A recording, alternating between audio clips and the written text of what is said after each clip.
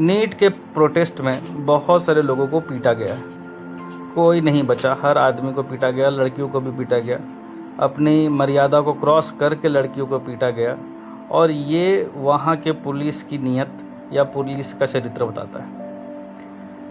कोई भी प्रोटेस्ट बहुत ज़रूरी होता है देश में, देश के प्रॉब्लम को एड्रेस करने के लिए, पता करने के लिए कि हो क्या रहा है और हमें क्या चाहिए। आखिर ये देश है किसका? आम आदमियों का। आम आदमी की एक सोसाइटी बनी है जिसको हम लोगों ने एनलार्ज फॉर्म में कहा है कि ये हमारा देश है, और हमारे लिए ये इम्पॉर्टेंट है कि हमारा शिक्षा व्यवस्था बेटर हो। एक देश जो अपनी शिक्षा के लिए बात करना चाहता है, जो अपनी शिक्षा को सबसे बेटर बनाना चाहता है, वो देश के बच्चे खराब है, ये मैं मान नहीं सकता। हाँ, ये हो सकता है कि ये प्रोटेस्ट स्टेज्ड हो जैसा दिख रहा है। क्यों ऐसा क्यों हुआ कि 20 तारीख का ही जो प्रोटेस्ट का टाइम था वो सबसे ज़्यादा हाईलाइट हुआ? 20 तारीख को ही क्यों चूज़ किया गया? मतलब सोनम वांगचुक और बाकी जो लोग थे जो वहाँ पर भूख हड़ताल पे बैठे हुए थे, वो सब एक पपेट थे। और अगर पपेट नहीं थे, अगर वो किसी के पिट्ठू नहीं थे, तो फिर कांग्रेस ने इसको हाईजैक कैसे कर लिया? और हमेशा से ऐसा ही होता आया है।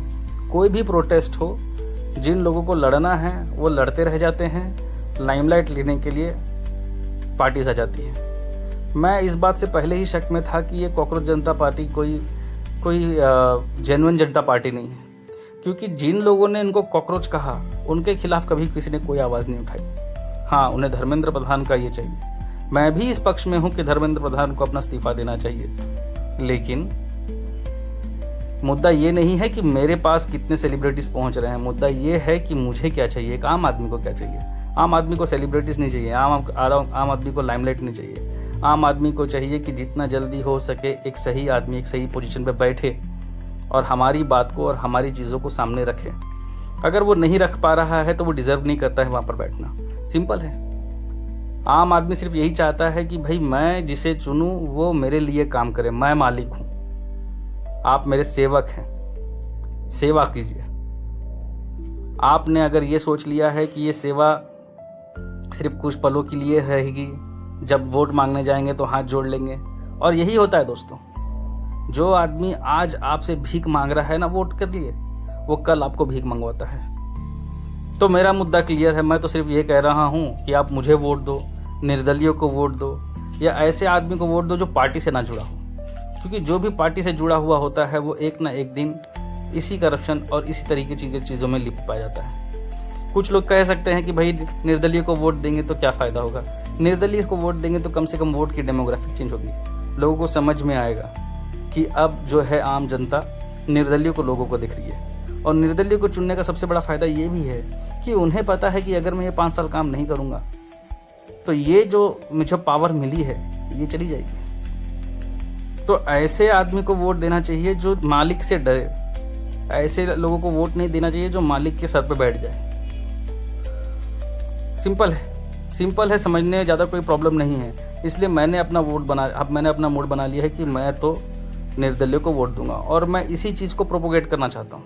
मैं इसी चीज़ को सामने लाना चाहता हूँ कि भाई निर्दलीय के वोट देने के लिए आप भी सामने आए।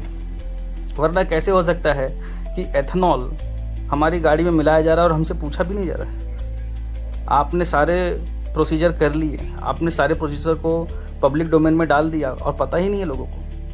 और जो लोग जेन्युइनली इससे लड़ रहे हैं, जिससे प्रॉब्लम क्रिएट हो रही है, मंत्री जी कह रहे हैं कि ऐसा एक आदमी मेरे पास नहीं पहुंचा। अब कैसे पहुंचे भाई साहब, कैसे पहुंचा जाए? आदमी सोशल मीडिया में डाल रहा है कि देखो ये प्रॉब्लम है, वो प्रॉब्लम है, और कैसे पहुंचते हैं? एक मंत्री के पास पहुंचने की एक आम आदमी की औकात होती है क्या?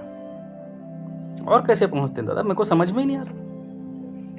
तो ना मैं बीजेपी के खिलाफ हूँ, ना मैं कांग्रेस के खिलाफ हूँ, और ना ही दोनों के साथ में। मैं सिर्फ हिंदुस्तान में रहने वाले लोगों के साथ में हूँ, आम आदमी के साथ में हूँ। और आम आदमी अगर अपने आप को मालिक नहीं समझता है तो वो सबसे बड़ा बेवकूफ़ वही है, क्योंकि अगर वो भूल चुका है कि वो मालिक है और हमारे वोट के कारण ही कोई हमारा सेवक बना है, तो आप डिज़र्व करते हैं कि आप ये जो झेल रहे हैं वो आगे भी रिपीट होगी, आपके बच्चों के साथ भी ये रिपीट होगी, और ये गुलामी की जो चेन है ये चलती जाएगी, ये कभी नहीं रुकने वाली। क्योंकि आपने ही कोई ऐसा मोटो अपने जहन में नहीं लिया जिससे कि आप ये डिफाइन कर पाएँ कि हाँ वो जो है वो मेरा सेवक है। तो अपने सेवक को चुने और सही चुने। नीट प्रोटेस्ट है, भले कॉकरोच जनता पार्टी का है, पर मैं इसके लिए इसलिए साथ रहूँगा क्योंकि मुझे चाहिए कि वहाँ पर जो नीट के जो एजुकेशन मिनिस्टर हैं उनको अपना इस्तीफा देना चाहिए। 22 लोग मरे हैं साहब, 22 लोग। उन 22 बच्चों की माँ बाप की आवाज़ कौन है? कोई नहीं। वो तो चले गए, वो ब्राइटेस्ट बच्चे होंगे। कन्फ्यूजन में, डर में, किसी भी वजह से अगर उन्होंने अपनी आत्महत्या कर ली है तो इसका कारण कौन बना? इसका कारण वो बना इसके पहले भी हुआ था ना, 1 साल पहले भी हुआ था। आपको 1 साल पहले भी आपका प्रॉब्लम क्रिएट हुआ, उसके बाद भी आपने नहीं सीखा, तो आपको रहने का कोई हक नहीं है। इसलिए मैं किसी के साथ नहीं हूँ, ना सिर्फ आम आदमी के साथ में हूँ, ना कांग्रेस के साथ में हूँ, ना बीजेपी के साथ में हूँ। मैं आम आदमी के साथ में हूँ और मैंने भी मन बना लिया है कि अगली बार मैं निर्दलीय लोगों को वोट दूंगा। लेकिन इस बार मैं खड़ा हूँ, धर्मेंद्र प्रधान आपको इस्तीफा देना होगा।